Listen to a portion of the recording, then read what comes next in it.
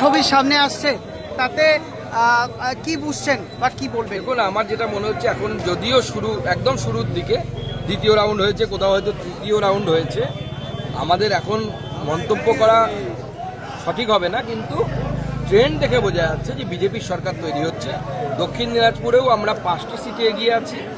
6 নম্বর সিটে প্রাণসাগর, বাঁশুড়িয়া, অশোকগ্রাম এই দিকটা খোলা হয়েছে আগে। এখানে তৃণমূল যেখানে এক্সপেক্ট করেছিল 10,000 ভোটে ওরা লিড নিল, ওরা 6,000 ভোটে মাত্র লিড পেয়েছে।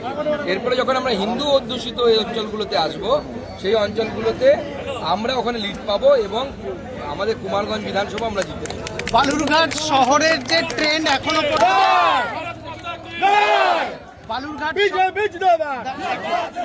বালুরঘাট শহরের এখনো পর্যন্ত যে ট্রেন্ড সামনে এসছে তাতে অনেকটাই এগিয়ে গেছে, মার্জিনটা অনেকটাই এগিয়ে গেছে। প্রায় 16,000 ভোটে এগিয়ে আছি, সম্ভবত দ্বিতীয় রাউন্ডের পর 16,000 ভোটে এগিয়ে আছি। অতএব এখন অর্পিতা দিদির আবার ট্রেনের টিকিট বা বাসের টিকিট কেটে নেওয়া উচিত, আর তো লাভ নেই থেকে।